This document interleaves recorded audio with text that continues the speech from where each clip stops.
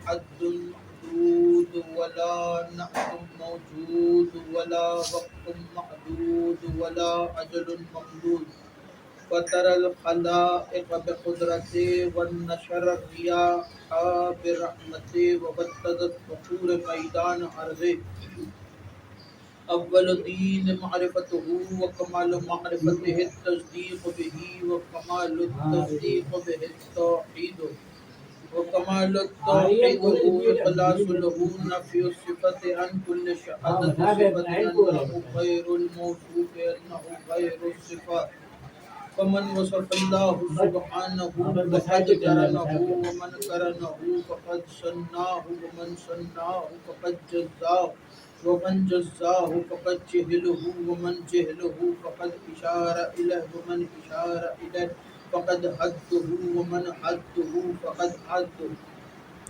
الصلاة والسلام والتحية والإكرام على نبي الرحمة وخازن المغفرة وقائد خير والبركة ومنقذ العباد من الحلقة سيدنا ومولانا أبي القاسم محمد اللهم صل على محمد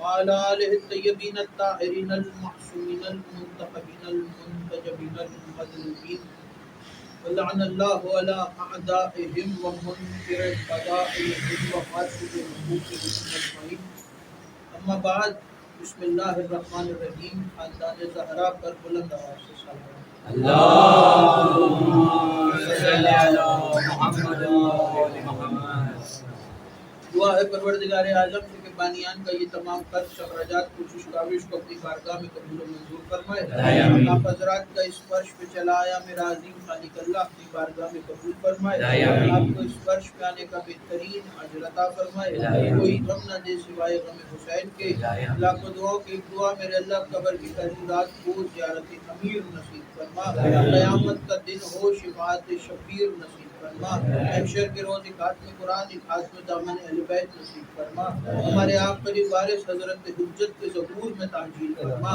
ہمیں ایمان کے انوار و انصار میں شامل فرما اور ہر عزادار کو مرنے سے پہلے لازمی مرتبہ تمام زیارات مقدسہ کی زیارت نصیب فرما تمام دعاؤں کو قبولیت تک پہنچائے سہارا درود کریں مل کے بلند آواز سے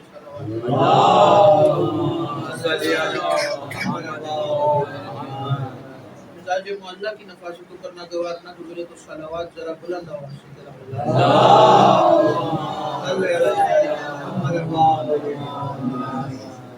اجازت ہے گفتگو شروع کی جائے مجلس اعضاء بسلسلہ شہادت امیر المومنین امام المتقین حضرت علی ابن ابی طالب علیہ السلام آپ حضرات سماعت فرما رہے ہیں اور ایام علی کا آغاز مسلسل ہو چکا ہے خدا تمام عزاداران امیر المومنین کو اپنے حفظ و امان میں رکھے اور ہر سال بہتر سے بہتر طریقے سے یہ ایام منانے کی توفیق عطا فرمائے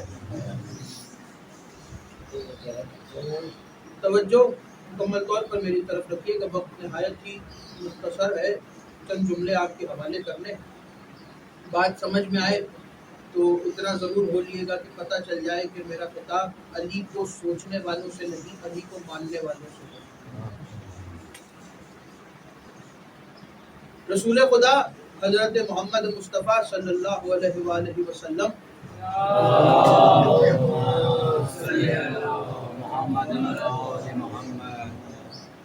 کے بارے میں قرآن کریم نے ایک آیت نازل کی توجہ رکھیے گا بات کا آغاز ہو گیا قرآن کے اندر خدا کہہ رہا ہے کہ ہم نے اپنے رسول کو ذکر بنا کر بھیجا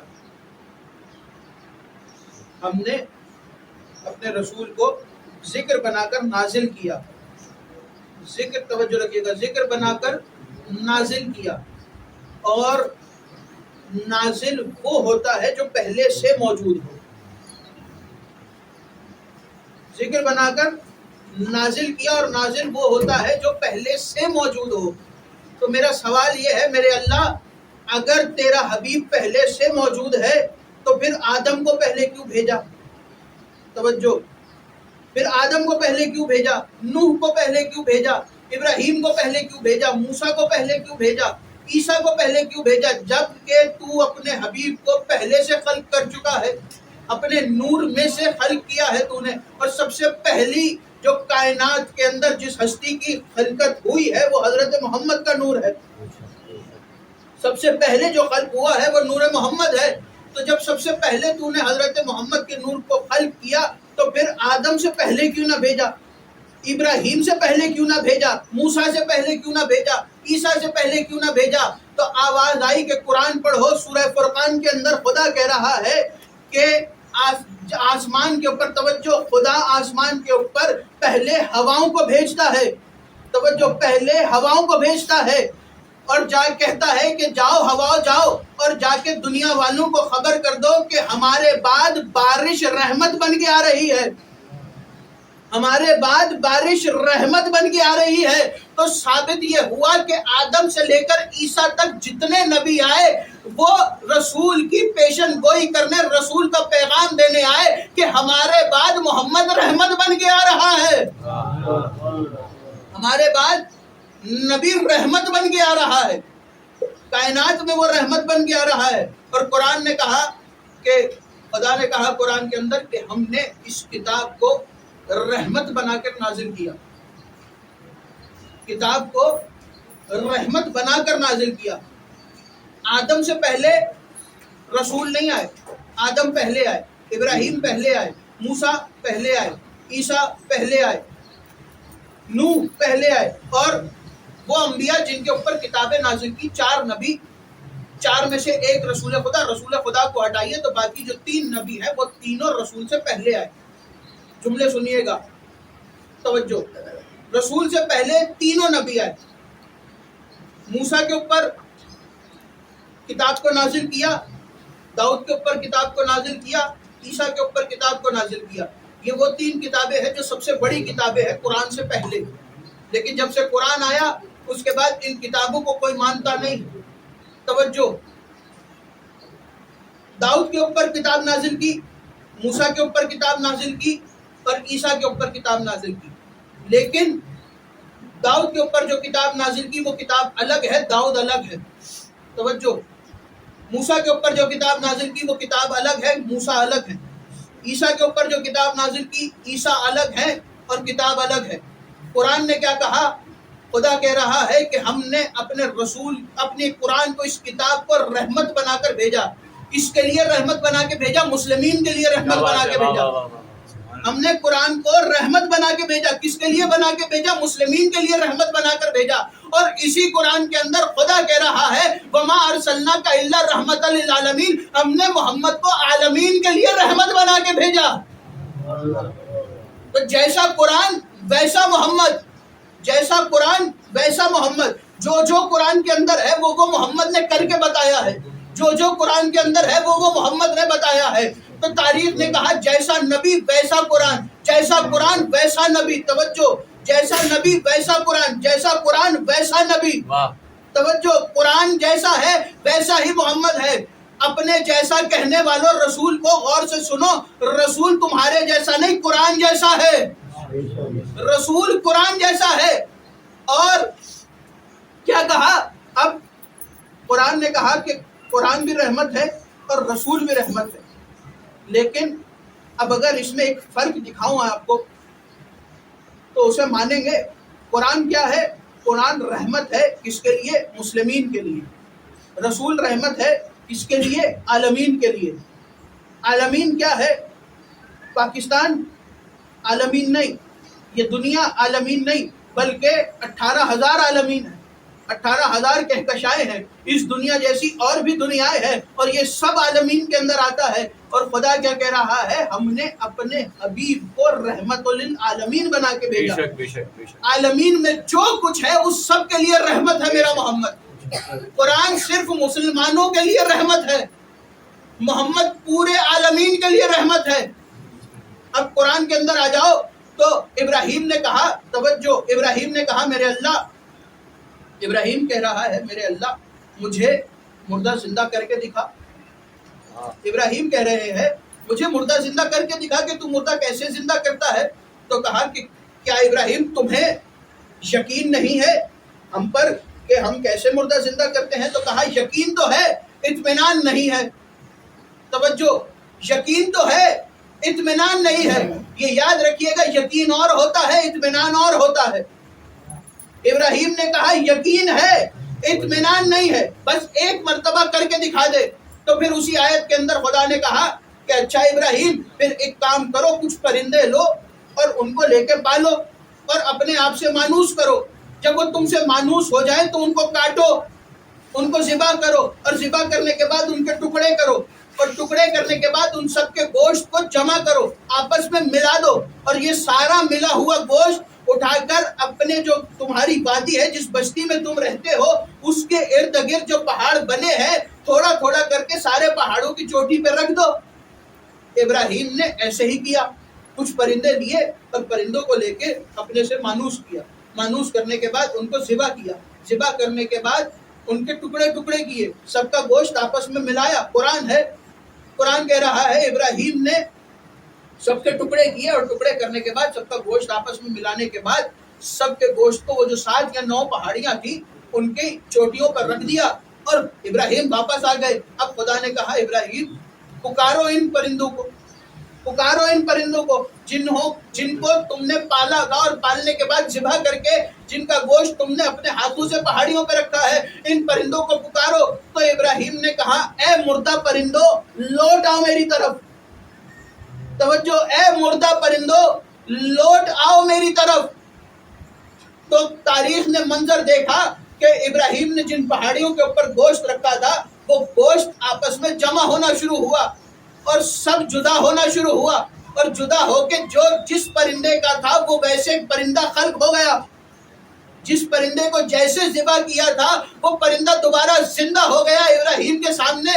ابراہیم نے کیا کہا؟ میرے اللہ یقین ہے، اطمینان نہیں ہے، یقین ہے، اطمینان نہیں ہے۔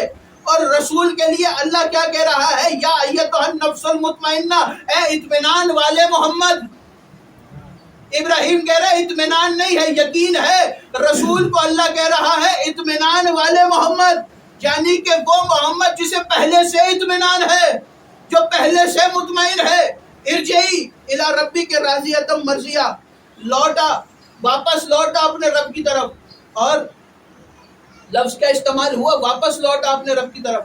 یہ واپس پہ لفظ کے اوپر توجہ رکھیے گا، واپس لوٹا اپنے رب کی طرف، واپس لوٹا اپنے رب کی طرف۔ آپ اس مجلس میں آئے ہیں، یہاں سے واپس لوٹ کر اپنے گھر جائیں گے، یہاں سے لوٹ کر واپس اپنے گھر جائیں گے۔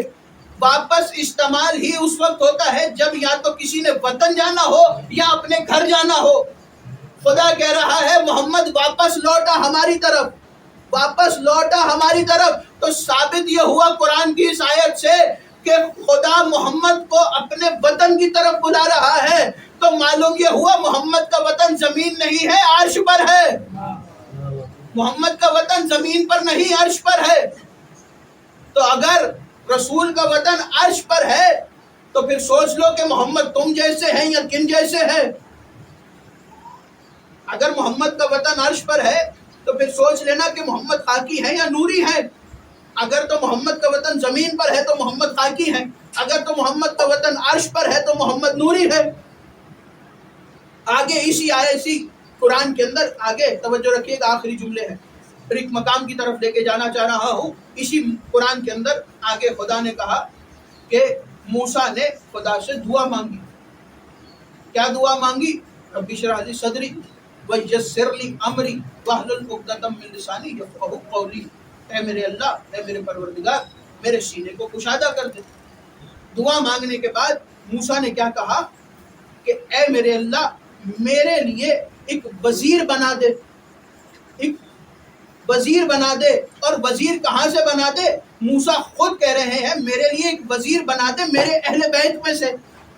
توجہ، میرے لیے ایک وزیر بنا دے میرے اہل بیت میں سے۔ اور وہ کون ہے؟ موسیٰ نے اسی کے آگے موسیٰ نے قرآن کے اندر موسیٰ نے کہا کہ وہ میرے اہل بیت میں سے ہے اور اس سے میرا رشتہ میرے بھائی کا ہے اور اس کا نام ہارون ہے۔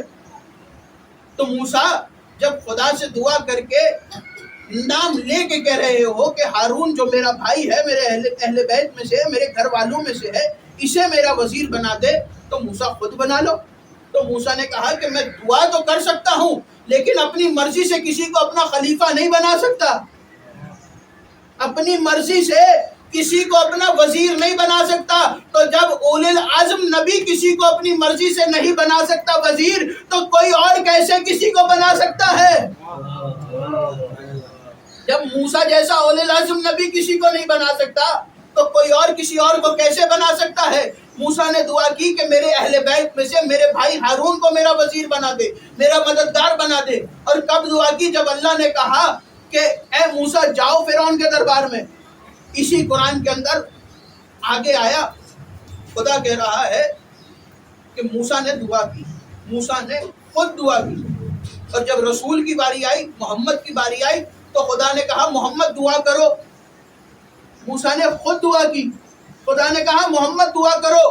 موسیٰ نے توجہ، موسیٰ نے خود دعا کی، خدا نے کہا محمد دعا مانگو۔ کون سی دعا مانگوں؟ محمد دعا مانگو کہ میرے اللہ میرے لیے ایک ناصر، ایک مددگار بھیج دے۔ کہاں سے؟ اپنی طرف سے، اپنے پاس سے ایک ناصر، ایک مددگار بھیج دے، ایک سلطان نصیر بھیج دے۔ کہاں سے؟ من لدن کا، اپنے پاس سے، اپنے پاس سے بھیج دے۔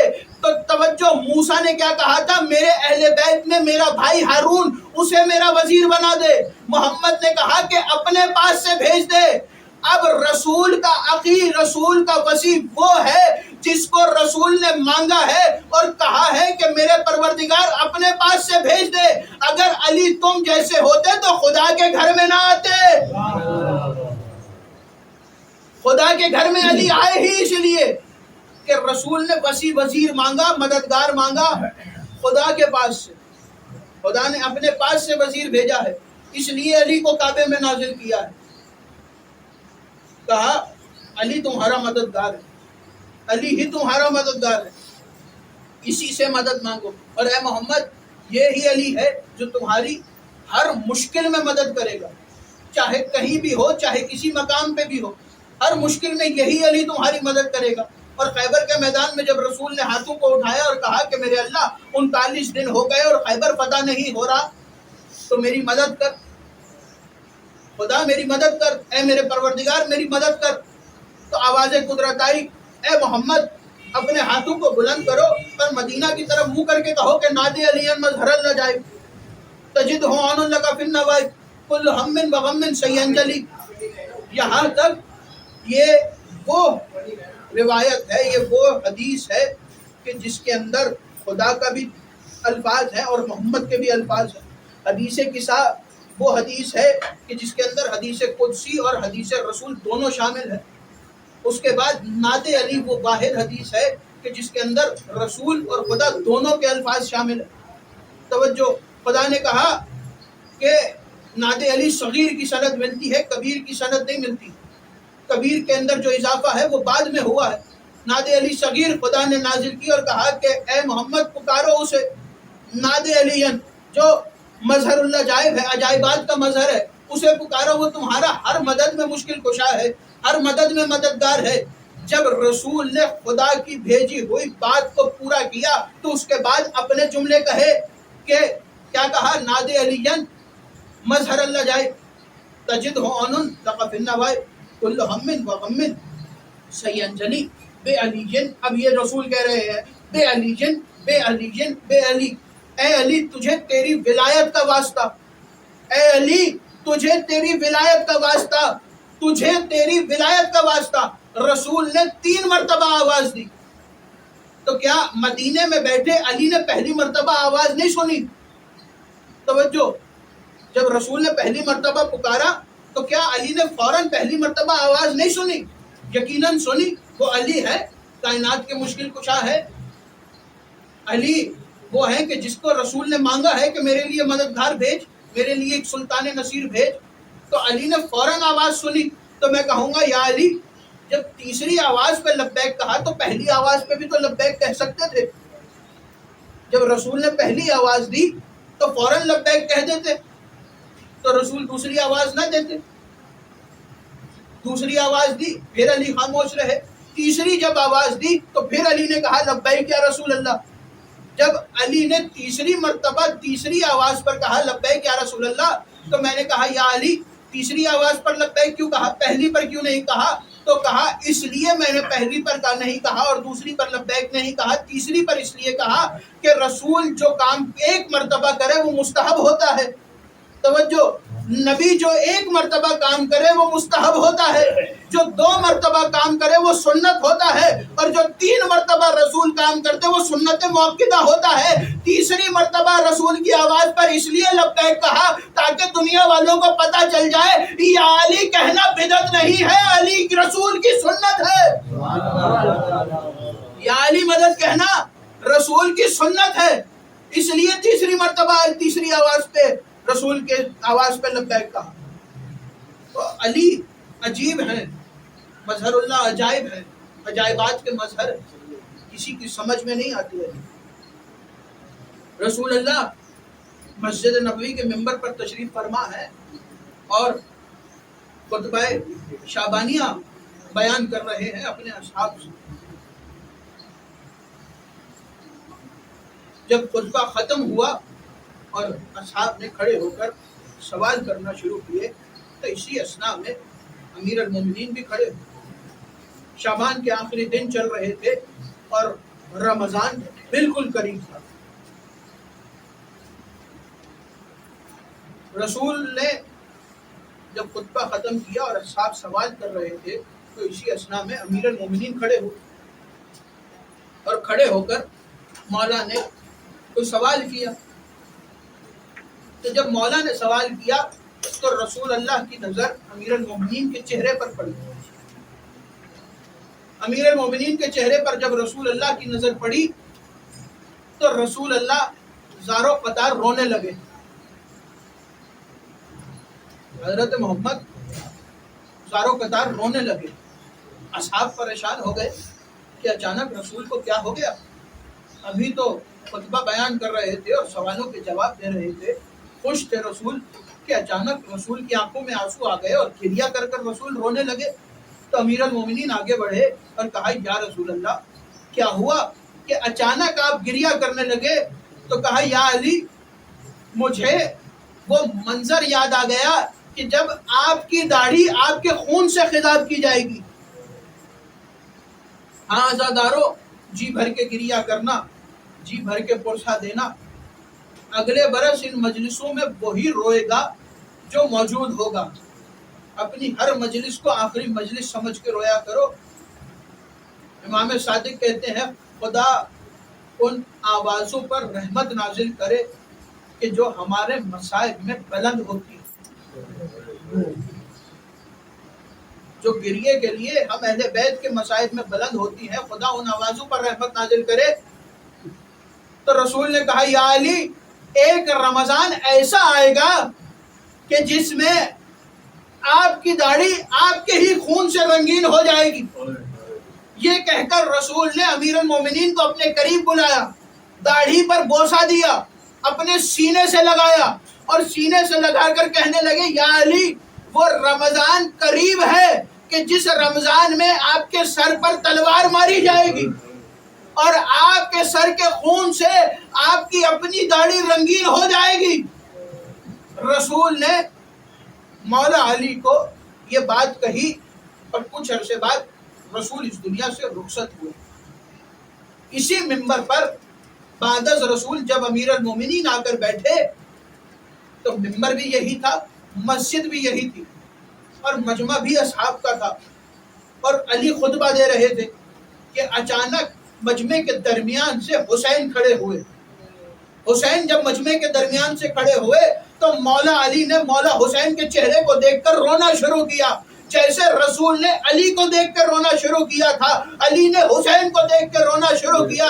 حسین آگے بڑھے اور آگے بڑھ کر کہا بابا ایسا کیا ہو گیا کہ آپ خطبہ روک کر مجھے دیکھ کے رونے لگ گئے؟ تو کہا کہ اسی منبر پر رسول اللہ نے مجھے اپنے قریب بلا کر میری داڑھی پر بوسہ دے کر کہا تھا اے علی ایک رمضان ایسا آئے گا کہ جب تمہاری داڑھی تمہارے خون سے رنگین ہو جائے گی۔ حسین میں اس لیے رو رہا ہوں، تمہیں دیکھ کر اس لیے گریہ کر رہا ہوں کہ میری داڑھی صرف میرے خون سے رنگین ہوگی۔ اے حسین تمہاری داڑھی کبھی عباس کے لہو سے، کبھی اکبر کے لہو سے، کبھی قاسم کے لہو سے، کبھی علی اصغر کے لہو سے۔